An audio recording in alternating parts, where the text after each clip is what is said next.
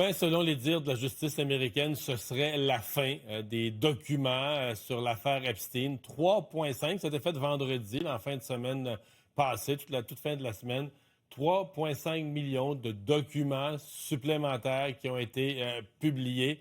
Bon, il y a quoi dans ces documents? Il y a toutes sortes de choses. Des photos. C'est 20 000 photos, quelque chose comme même plus que ça, plus de 100 000 photos. Des vidéos. Mais pour l'essentiel, c'est plus des documents, donc des courriels, des communications, des listes, etc., qui ont été saisis ou qui ont fait partie de l'enquête, qui se sont retrouvés à un moment ou à un autre là, dans cette immense enquête sur l'affaire Epstein. Écoutez, je vous en parle aujourd'hui parce que juste en fin de semaine, c'est un tremblement de terre à travers le monde, autant dans la haute finance américaine, jusqu'en Europe, des gens qui ont démissionné, ça a quand même brassé. Commençons par le personnage le plus connu qui se retrouve là-dedans, Donald Trump, qui est mentionné juste dans ces nouveaux documents, plus de 1000 fois, mais été mentionné aussi des centaines de milliers de fois dans les documents précédents. Ce que Trump dit, c'est qu'il n'y a rien d'incriminant. Il y a des plaintes quand même. On nous dit, là, ceux qui ont fouillé les documents, il y a des histoires de plaintes de jeunes filles qui disent, même mineures, avoir été agressées par Trump, mais des affaires qui ont été jugées trop peu sérieuses, trop peu crédibles, pour être même retenues, là, pour être même enquêtées de façon sérieuse par le FBI. Donc, Donald Trump lui a considéré que cette sortie finale des documents, bien, c'était espèce d'étape ultime là, qui l'a blanchi, que oui, il a connu pendant une dizaine d'années Epstein, mais rien fait mal. Là. Il n'a pas jamais fait de partie parce que Epstein a été un criminel du trafic humain de jeunes filles, mais que Trump n'aurait jamais été mêlé à cet aspect-là de sa vie. Celui qui en prend pour son rhume, c'est le prince Andrew. Nouvelle photo, c'est pas chic, là, à quatre pattes au-dessus d'une femme. On ne sait pas trop exactement qu'est-ce qu'il fait. Cette invitation aussi à Londres l'avait invité ni plus ni moins Epstein là, dans les appartements royaux et des échanges là, qui tournent autour des filles, de l'argent, etc.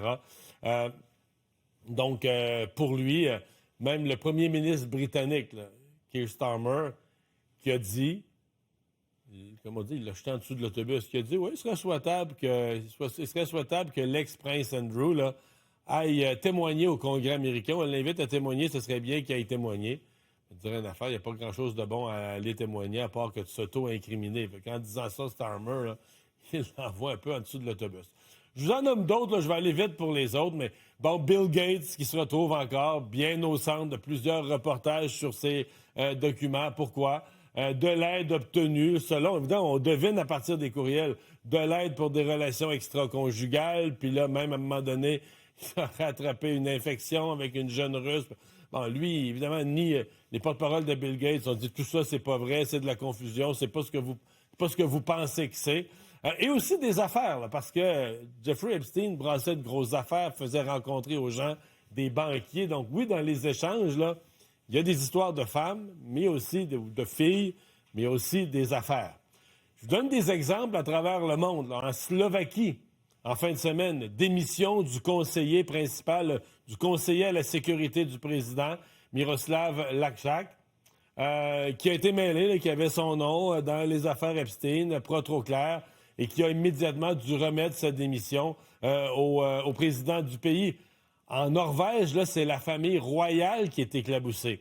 La princesse Mette-Marit, princesse, future reine, là, future reine, prévue pour être la future reine de la Norvège.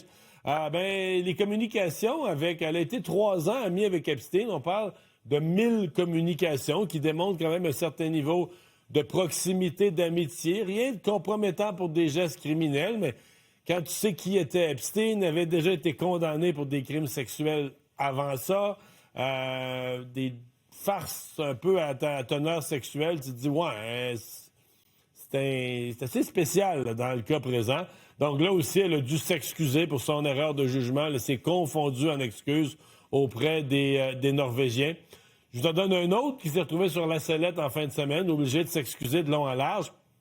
Le président du comité organisateur des Jeux de Los Angeles, Casey Wasserman, lui aussi s'est retrouvé dans l'avion d'Epstein. Bon, semble-t-il que c'était pour aller à une activité caritative, des bonnes œuvres. Plusieurs échanges aussi avec Ghislaine Maxwell. Semblait quand même avoir une certaine proximité. Alors, lui aussi a dû se confondre là, en excuses pour éviter, évidemment, d'avoir à démissionner de son poste. Je vous donne d'autres noms en rafale là, qui ont été nommés. Howard Lutnick, qui connaissait bien Edith Epstein, lui est devenu le secrétaire au commerce de Donald Trump. Un des hommes riches et célèbres de la Terre, Richard Branson, du groupe, de l'immense groupe Virgin, présent surtout en Europe, lui aussi. Un des copropriétaires des Giants de New York au football, Steve Tisch, lui aussi. Lui, quand même, ne laisse pas trop d'ambiguïté là, sur ce qu'il faisait et ce qu'il attendait avec Epstein. Ehud Barak, l'ancien premier ministre d'Israël, même chose, son nom, qui se retrouve dans une fréquentation là, assez fréquente, assez nombreuse des fréquentations avec Epstein. Elon Musk, bon, qui lui dit, lui, il l'avoue, là, dis-moi, il m'a invité sur son île plus qu'une fois. Je ne voulais rien savoir de son histoire d'aller sur son île, mais donc qui est quand même dans les communications. Là. On nous dit qu'il n'y aura pas d'autres accusations. Il semble très, très clair là, du côté de la justice américaine qu'il y a une volonté claire. On dit c'est fini ce dossier-là, il n'y aura pas d'autres accusations. Je vais vous dire une affaire, ça donne toute une image là, des riches et puissants, qui se sentent un peu tout permis. Moi, je déduis que la business d'Epstein, là, c'est que quand tu donnes des faveurs sexuelles, dont plusieurs faveurs sexuelles illégales, avec des mineurs, à un paquet de gens riches, tu sais, qui sont mal placés pour te dire non après, là. Tu sais, quelqu'un te dit « Ouais, moi, je voudrais rencontrer tel banquier », mais toi, tu sais que ce banquier-là, tu lui as déjà fait des faveurs. On s'entend-tu que si tu lui dis « Hey, j'aimerais ça que tu rencontres un tel », il va te dire oui. Tu te fais pas souvent dire non par des gens à qui tu as fourni des services sexuels illégaux, là, tu sais. Fait qu'en d'autres termes, il tenait bien du monde, on va dire qu'il tenait par la barbichette pour être poli. Fait que, tu sais, ça lui donnait un pouvoir énorme. Il est devenu un homme d'affaires très, très, très important. Est-ce parce qu'il était un génie des affaires? Ou est-ce parce qu'il tenait tout le monde par la mauvaise place pour des raisons sexuelles? Mais c'est vraiment... Bon, lui, il s'est retrouvé en prison. S'est suicidé en prison selon la version officielle.